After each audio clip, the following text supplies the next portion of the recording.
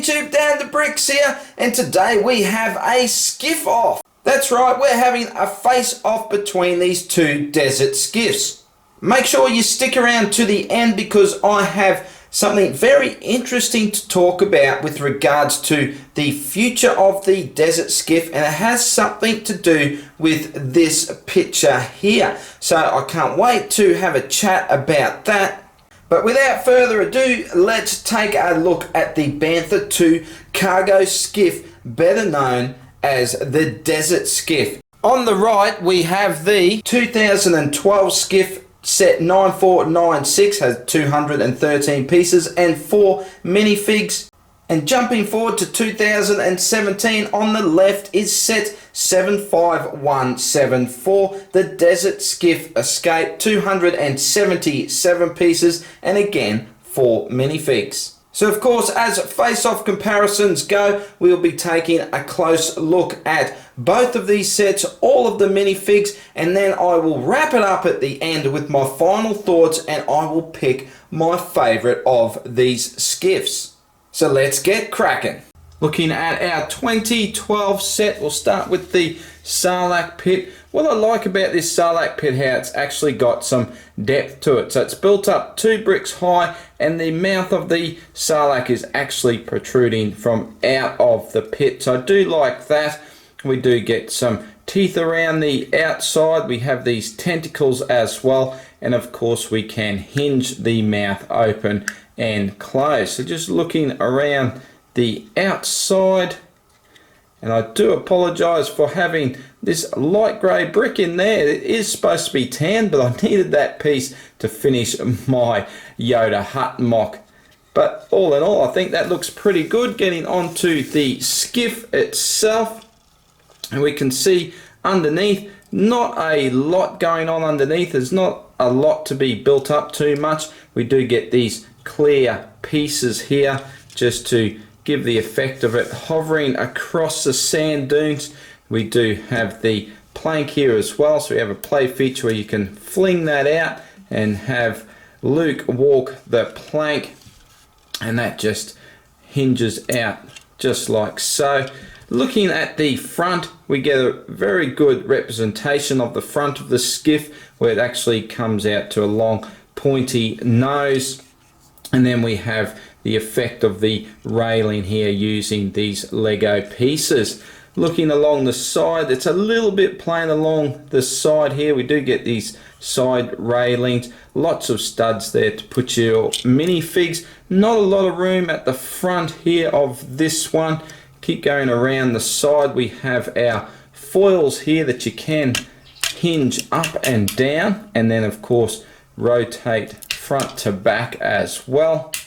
Some nice details on the sides there. Looking at the back, this part looks really good to me. It's nice and built up using these rounded slope pieces. This section here, we can hinge that back and forth. Not a lot of need to do that. It just gives that nice angle on the back. Looking at the back there, that does look fantastic, doesn't it?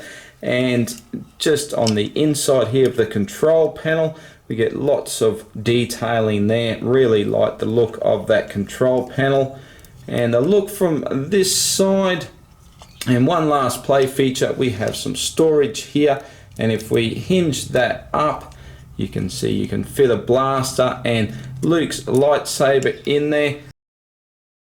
Onto our 2017 model. Now, the first thing to note with the Salic Pit is that it's not actually a pit at all. It's actually built quite flat, and the mouth of the Salic is actually sitting 1 brick high. So I do think the last model was a better representation of a pit, but here you can see we do have some teeth in here as well. Lots of tentacles. I like the use of dark orange here. And we do have a play feature with this Salic Pit where you can actually lift this tentacle up to open and close the mouth. We can rotate it back and forth and open and close like that. Now the only problem is you can't display it with the mouth open. If I try and hold it, that's just not gonna stay open for me, is it? And of course you can put your minifig inside and chomp him all about. Tasty.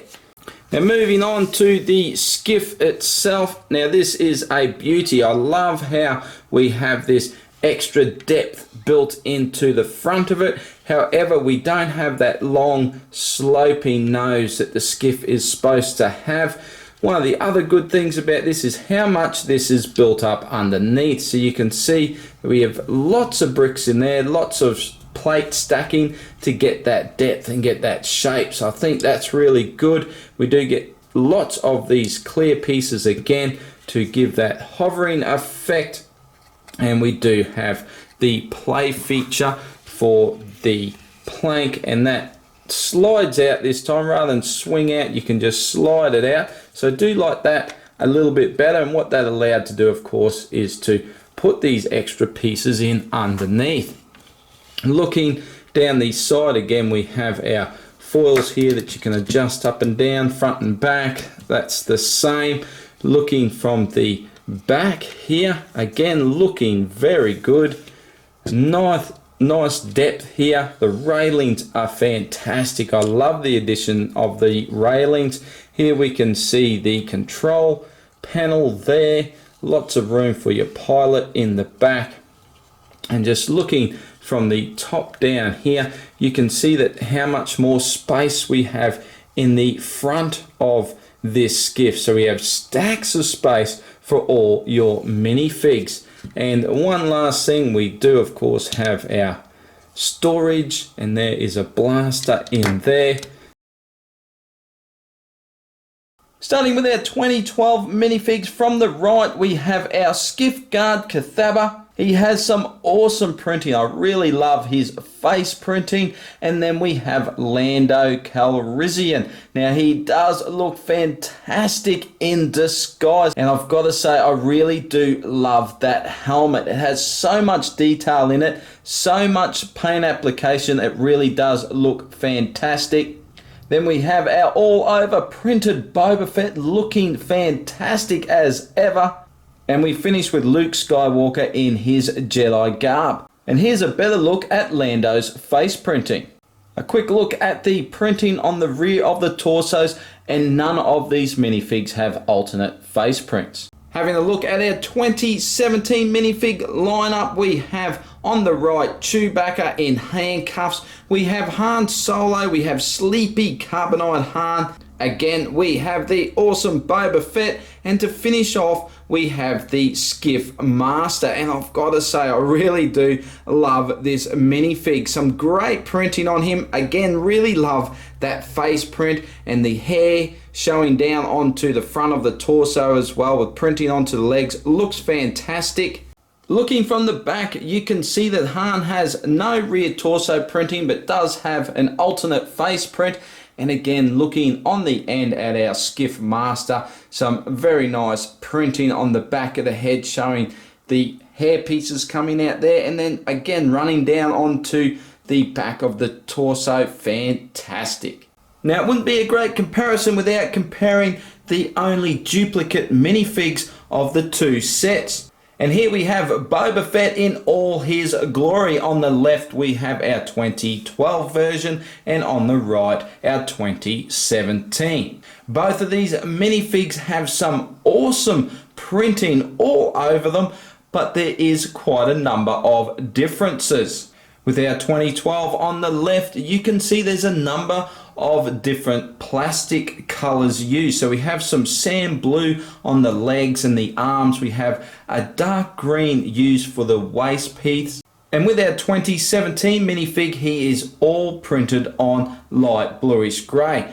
But as you can see, there's a number of differences between the hand color. So I do like the dark grey on the old one more than this new colour. I don't know which is more accurate, but the new hands there on the new model just seem to stick out a little bit to me. Even the colour of the pauldrons is different as well, and it's actually a slight colour difference between the helmets as well. But one of the big differences lies underneath the helmet. So here you can see with the older Boba Fett, we get a older looking, more scarred up face print, and on the new one we get the standard angry clone. Now of course that face print does go with this minifig, but I really like the old one, how they actually went with something different and gave us a different face print. So all in all, I have to say I do prefer the 2012 Boba Fett. So I've got this little setup here, and I've got to say I really love this shot, but I want to talk about the picture I mentioned at the start of the video.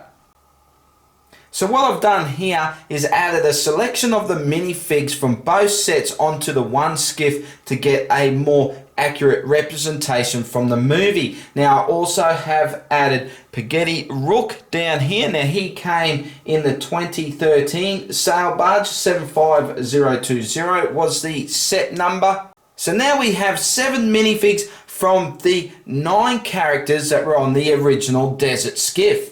So the only 2 we're missing now is Verdane the pilot and Vulcan the human skiff guard.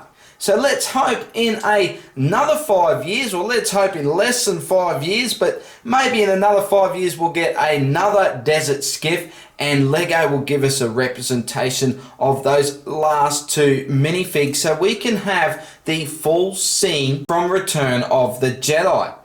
Time for my final thoughts, so let's start with the negatives, and I've got to say I don't have a whole lot to pick here. I think they're both fantastic sets, but if I have to pick something, I do have to say the nose on the new one. I just don't feel that that's accurate enough. I do think the last model was a much better job with that long sloping nose, and display wise with the Salic Pit, I don't like how you can't display it with its mouth open like you can with the old model.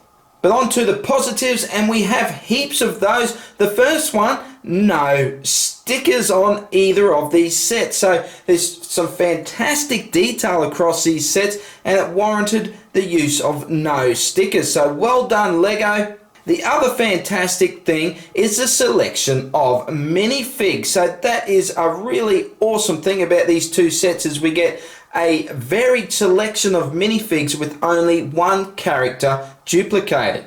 Some of the other things I really like is the use of the dark orange on the Salic Pit. I think that looks fantastic. I really love the extra depth on this skiff here, on this new skiff, with the use of the hose pieces for railing. I think that looks fantastic, and we get a continuation of the railing right along around the outside of the whole skiff. I think that's a big improvement over the last model, and it also gives you lots more room to place minifigs in the front. So the only advantage I see with the 2012 model is a more accurate nose piece, and I also really like the steering controls on the old skiff as well. But I have to say my winner for this skiff face-off is definitely the 2017 skiff. I love the use of more dark tan, the deeper depth to the whole railing system, and the more bulked up undercarriage as well. But with that being said, I highly recommend both of these skiffs. I mean, you really need to have 2 skiffs in your collection to represent the movie, and the selection of the minifigs makes both of these sets very worthwhile. Now, one final thing before I go is I want some help from you guys. I want you to tell me which Sarlacc should I put in my display. Now, obviously, you only need to display 1 Salic Pit, but I'm having a bit of trouble deciding which one I should use. I really like the open mouth look of the 2012, but I do like the color scheme of the 2017. So let me know what would be your choice to put on display. Leave that down in the comments. Leave any thoughts you've got. Well, I really hope you have enjoyed this face-off. If you have, give the video a like. Don't forget to hit that notification bell, or better still, don't rely on YouTube to let you know. Bookmark my channel page. Check that out each week, and that way you won't miss a video. But a big thank you for taking the time to watch, and I'll see you in the next video. Bye for now.